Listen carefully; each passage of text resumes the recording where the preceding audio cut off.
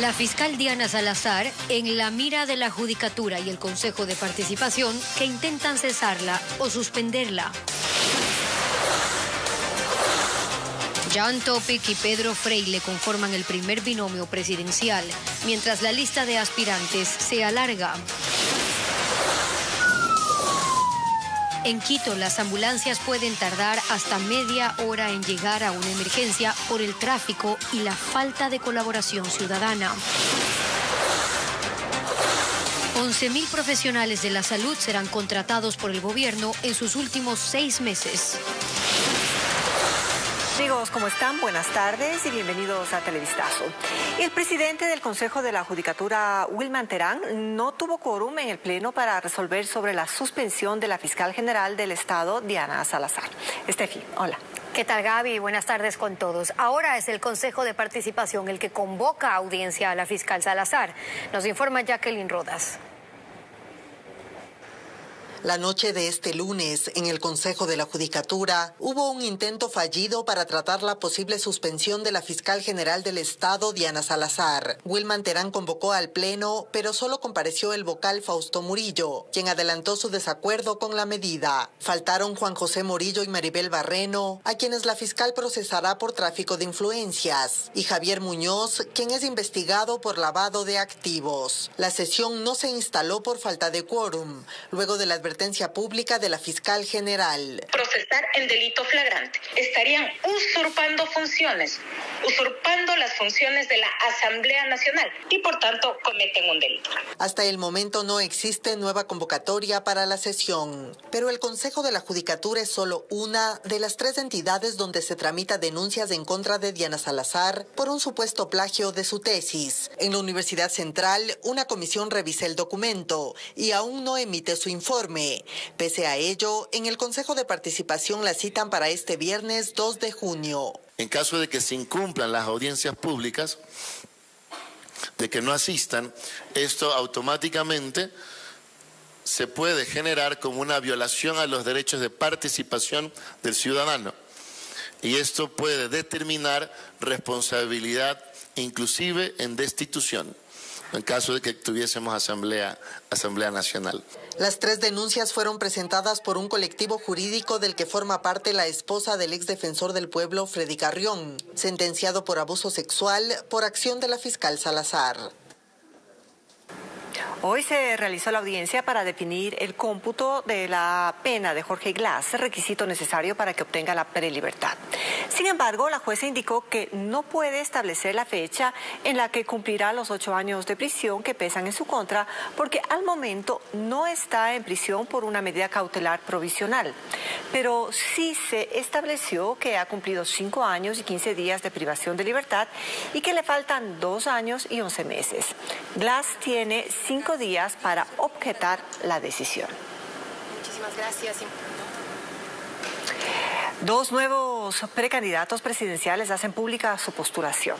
Álvaro Noboa y Bolívar Armijos se suman a otros 7 aspirantes a la presidencia.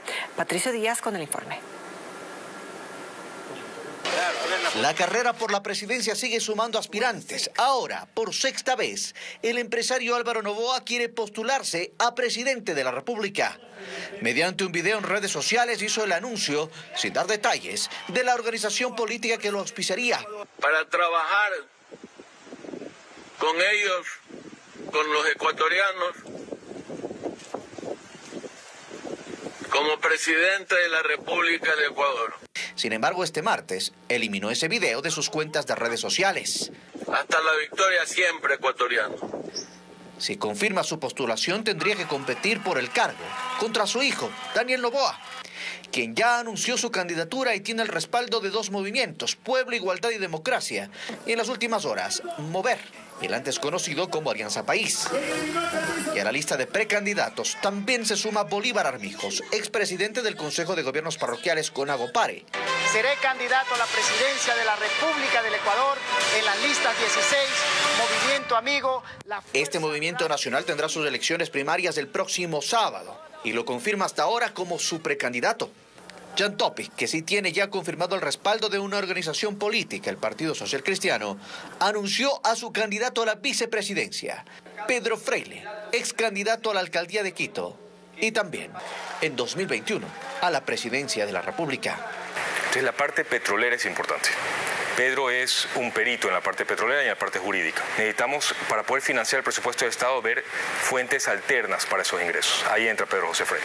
Los otros 5 candidatos que tienen el respaldo de organizaciones políticas no han confirmado aún quién completará sus binomios.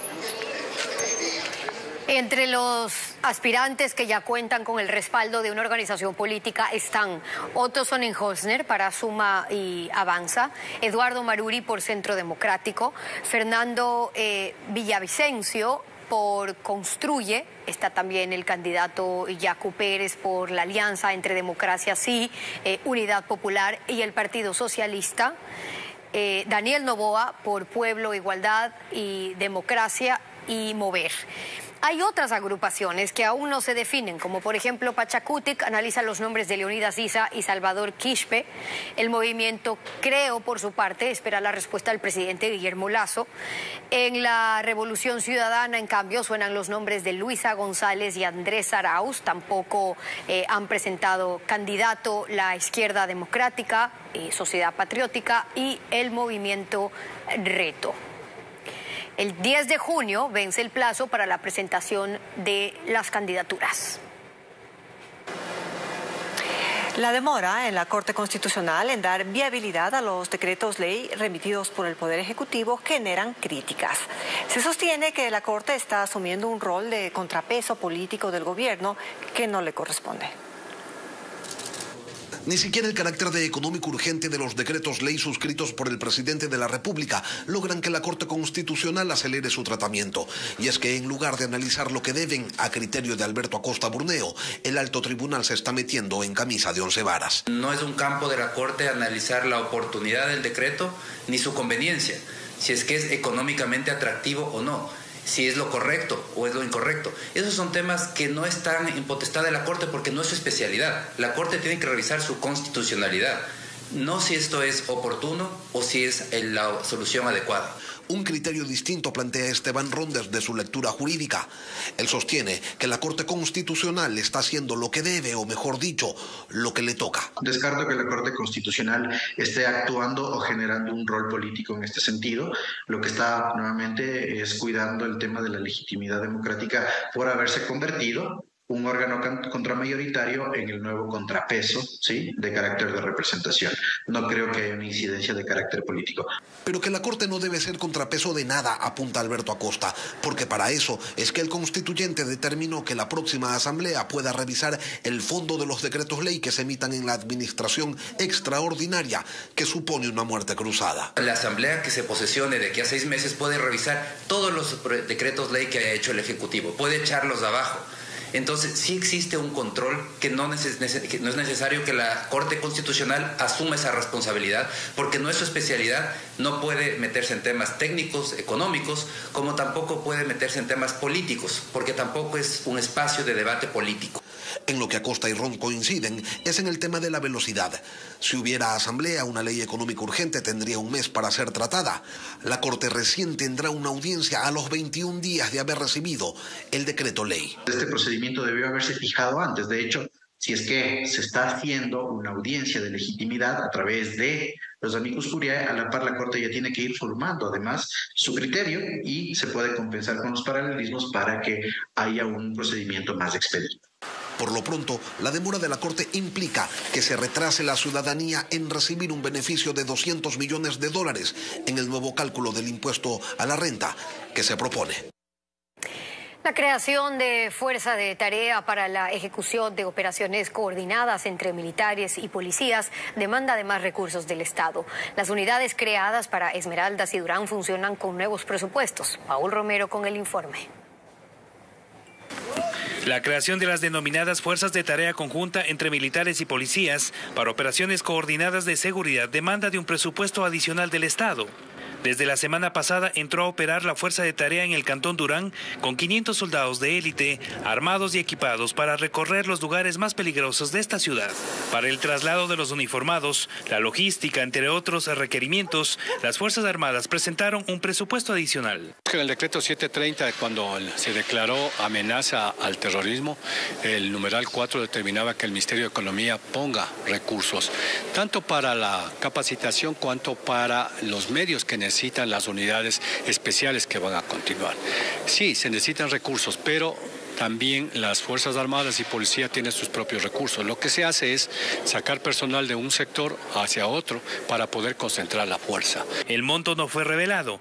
Por ejemplo, para el funcionamiento de la Fuerza de Tarea Conjunta Esmeraldas, que este 3 de junio cumple un año de operaciones, el Estado destinó $6.3 millones para combustible, presupuesto de vehículos, mantenimiento de embarcaciones, aeronaves, equipos de seguridad. Según el gobierno, las operaciones conjuntas han permitido reducir la violencia criminal en los lugares más conflictivos de Esmeraldas y Guayas. Muchos de los delincuentes que han utilizado armas han sido abatidos y la Fiscalía ha dado la razón a las fuerzas del orden. Para mantener la fuerza de tarea conjunta en Esmeraldas e intensificar las operaciones, el Comando Conjunto remitió el nuevo presupuesto al Ministerio de Finanzas. Y la locomotora de Carchi, Richard Carapaz, ganó hoy en Francia. Luigi Marchele tiene los detalles de esta victoria. Luigi, adelante, cuéntanos. ¿Qué tal, Gaby? El campeón olímpico triunfó en el Mercantour Classic 2023 disputado en los Alpes Marítimos en Francia. Él continúa con su preparación pensando en el Tour de Francia. Regreso triunfal de Richard Carapaz a las competencias luego de un mes. La locomotora de Carchi lideró al equipo EF Education Easy Post en la tercera edición de la Mercantour Classic en la región de los Alpes Marítimos en Francia. La prueba era una clásica de una sola etapa y tuvo un recorrido de 167 kilómetros con 3 puertos de montaña. La primera mitad de la carrera no tuvo grandes elevaciones, pero en las subidas se empezó a marcar la diferencia entre los corredores. Se destacó el trabajo colectivo del EF, que dio resultados en la persecución de los líderes. A falta de 6.7 kilómetros, Carapaz atacó. El campeón olímpico impuso buen ritmo en busca de la victoria. Ni Lennart Van Evelt, ni Lenny Martínez, ni Cristian Rodríguez pudieron darle caza al ecuatoriano. Félix Gall intentó atraparlo, pero el tricolor estaba decidido a ganar. Sin mayor resistencia de sus oponentes, Carapaz cruzó la meta y sumó una nueva victoria internacional. La locomotora de oro no ocultó su felicidad tras el triunfo. Volver de esta forma pues es bonito, ¿no? Sabemos que hemos hecho un buen trabajo en casa, hemos estado trabajando mucho con el equipo en Font-Romeu y bueno, no tenemos un buen resultado. Creo que estamos por buen camino y sobre todo pues que vuelve la confianza para mí y sobre todo para el equipo también. Además, Carapaz se alista para su próximo desafío, la Criterium de Dauphiné. Creo que tenemos ahora un Dauphiné bastante bonito, sobre todo muy emocionados. El equipo sabe que es una gran carrera para nosotros y nada, que nos sentimos muy bien preparados. Así, Carapaz va encontrando su mejor forma de cara al Tour de Francia.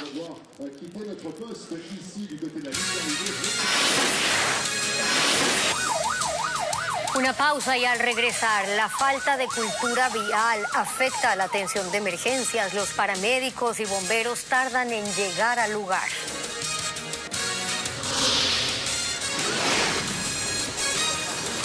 También, en Bolívar, con picos y palas, habitantes de 25 comunidades construyen un paso alterno luego de que un deslizamiento de tierra arrasara con 100 metros de vía. El accidente en la vía Quito-Guayabamba dejó en evidencia la poca colaboración de los conductores con los vehículos de emergencia. Fabiola Santana nos trae el reporte. Uno de los médicos que atendió la emergencia en Guayabamba denunció que conductores obstaculizaron el paso de ambulancias y con ello retardaron la atención de los heridos. Pero que un conductor cierre el paso a los carros de emergencia es frecuente. El Cuerpo de Bomberos de Quito asegura que ocurre 60 veces al día, que es el número de emergencias que atiende. Un equipo de Ecuavisa evidenció cuánto demoran en llegar a un siniestro reportado desde el EQ 911.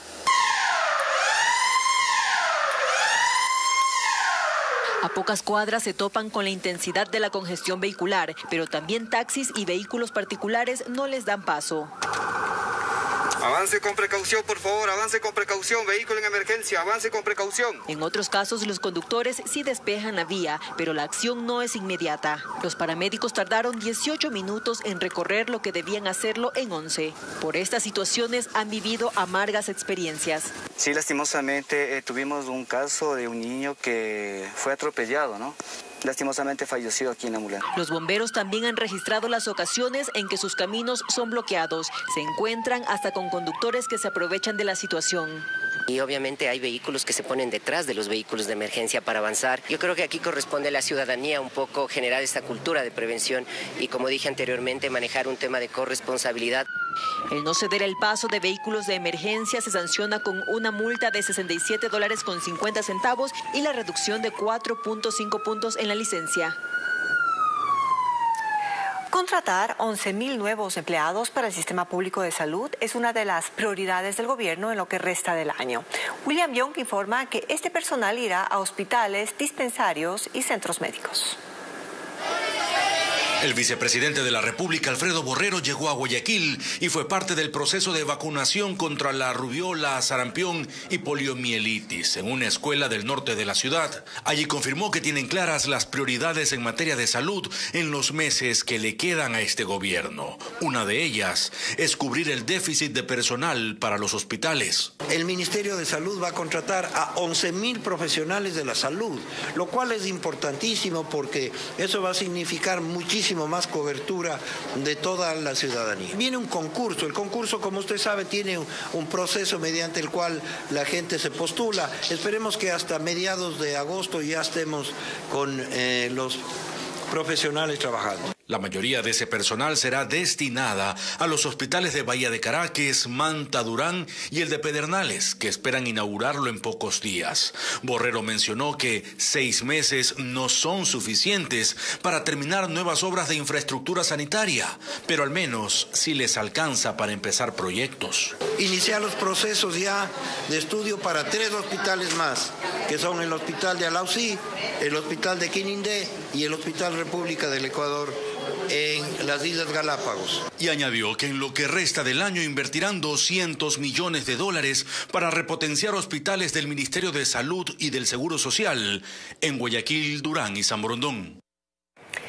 80 comunidades del cantón Echeandía en Bolívar están afectadas por los deslaves y el desbordamiento de ríos. En el sector de San Miguel de Cañitas, con Mingas, comerciantes buscan rehabilitar una trocha para trasladar los productos.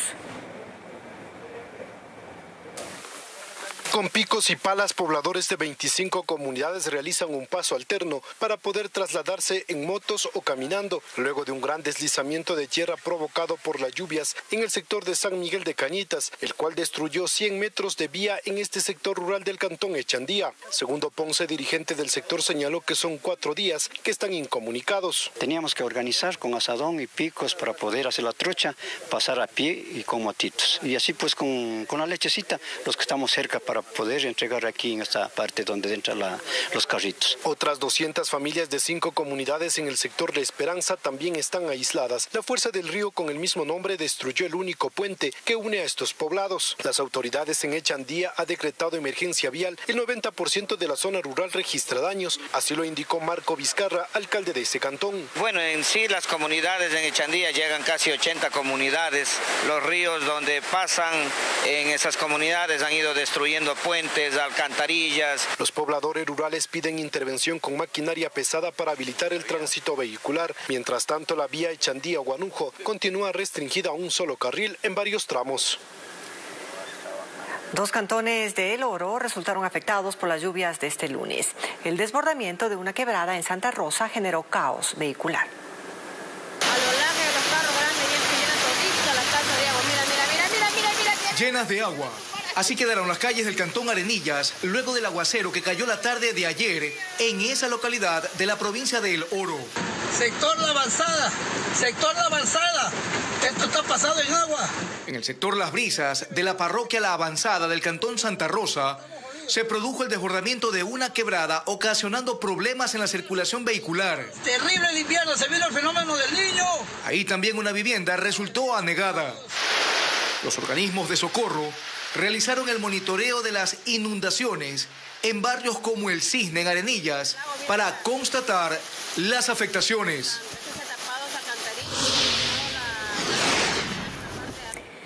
Y más adelante en Televistazo, los 2 hermanos detenidos por el asesinato de 3 mujeres en Quinindé fueron trasladados a Esmeraldas. Ellos fueron capturados cuando pretendían huir por la frontera sur.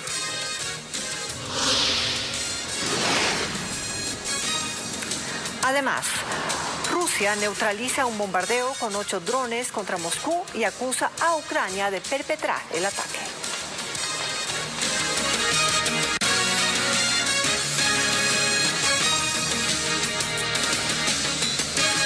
La tarde de ayer, un policía fue asesinado a bordo de un bus interprovincial en Manabí. El hecho ocurrió en la vía Sancán-Jipijapa. Testigos indicaron que un hombre se subió a la unidad fingiendo ser pasajero y le disparó al uniformado varias veces hasta matarlo. Luego huyó en un auto que lo esperaba. El agente fue identificado como Henry Esmeralda y cumplía funciones en una de las cárceles de esta provincia. Esta mañana en Twitter, la Policía Nacional informó que 5 sospechosos del crimen fueron detenidos. 8 perros que deambulaban en las calles de Tena, en Napo, fueron rescatados por las Fuerzas Armadas. Los militares entrenaron a los canes para que detecten droga y ahora apoyan en los controles como un soldado más. Hace 3 meses, las calles de la ciudad de Tena eran su hogar. Desprotegidos y hambrientos, así vivían 8 canes que fueron rescatados por militares del Centro de Operaciones Sectorial número 2. Tras ser acogidos, los perros fueron adiestrados, sometidos a pruebas rigurosas para determinar su carácter y temperamento. Estos canes rescatados son los primeros en graduarse como soldados y tienen como misión detectar droga. Al momento del entrenamiento se les hace una capacitación previa, bajo de pruebas que nos permiten tener un mejor resultado en las operaciones a futuro. El comandante Fernando Novoa asegura que los ejemplares serán un apoyo para las operaciones militares en la lucha contra la inseguridad y la detección de droga en la troncal amazónica. Es muy importante, ya que su olfato permite determinar armas, municiones, explosivos, antinarcóticos y seguridad en el caso de ser requerido. Así Zeus, Chili, Dali, Zeta, Benji, Sky, Coco y Bacalola hoy tienen un hogar y un nuevo trabajo.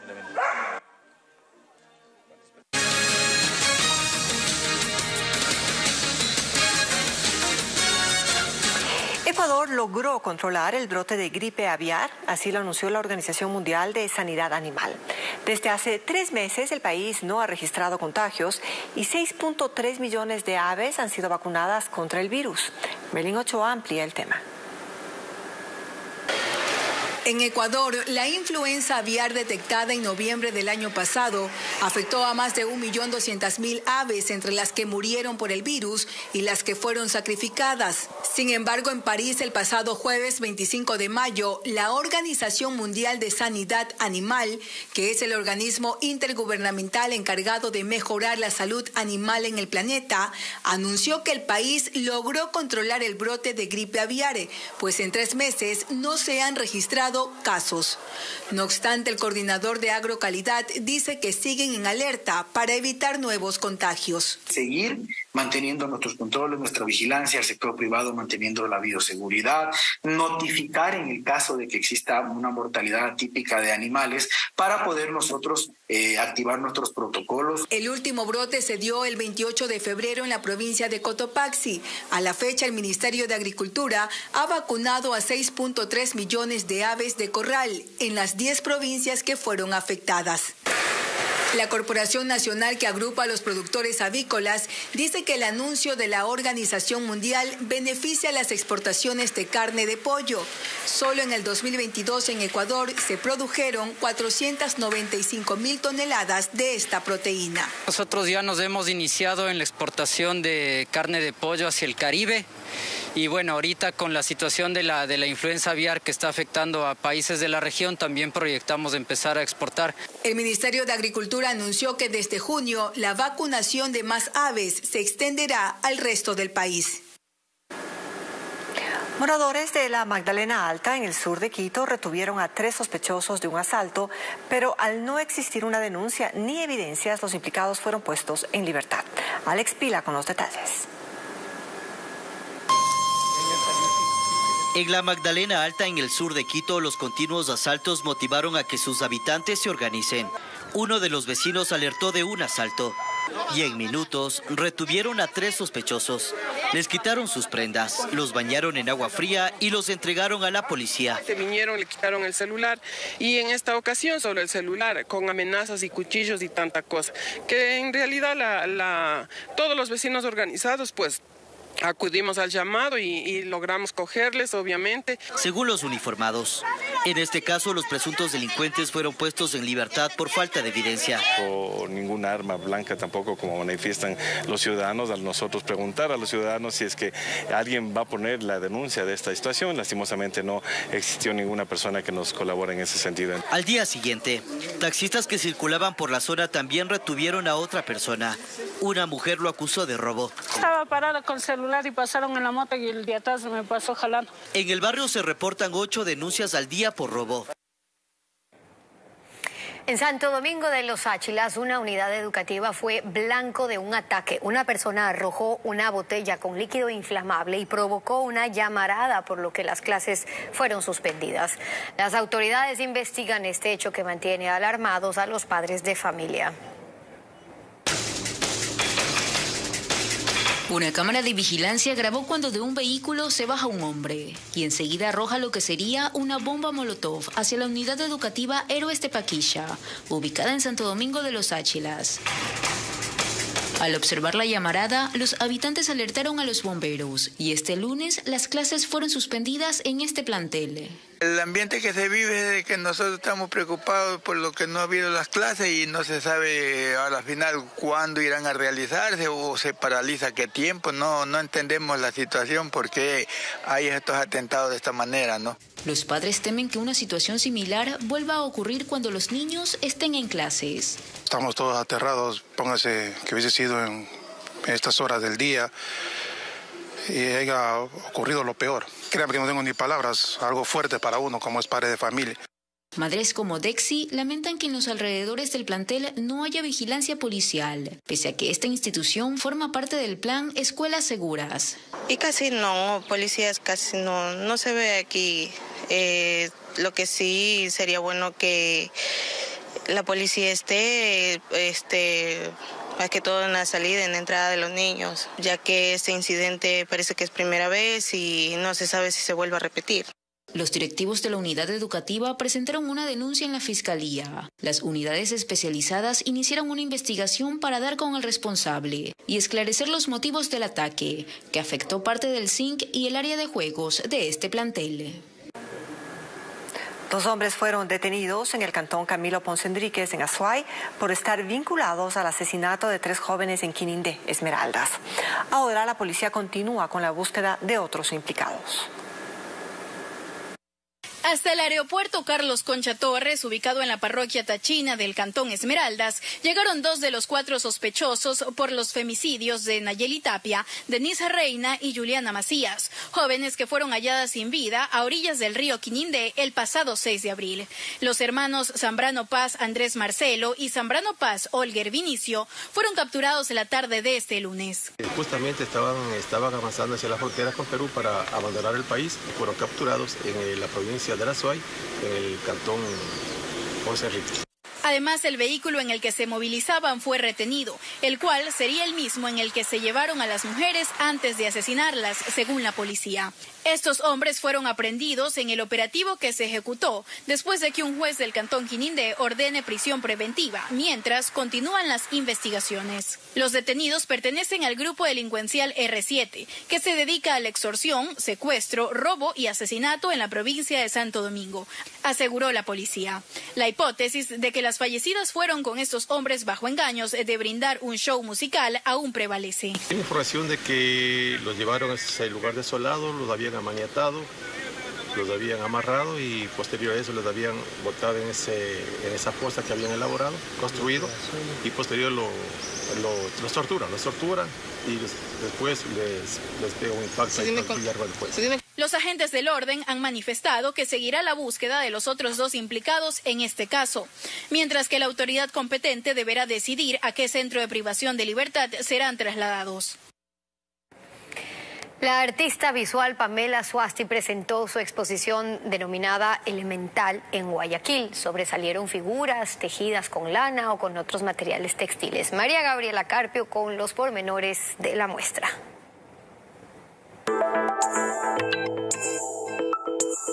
Están hechas a mano con fibras naturales y elementos textiles como la lana. Pamela Suasti es la creadora de esta muestra denominada Elemental. Lleva más de 10 años practicando la técnica del tejido, una expresión artística que ha requerido mucha paciencia y aprendizaje. Mucho tiempo en prueba y error también, trabajar el material crudo en su estado casi natural. Para ella, estas instalaciones estáticas o en movimiento son una forma distinta de arte. Siendo consciente del movimiento de las manos, del material que estoy trabajando y en esa repetición que implica tejer, yo encuentro como esa paz.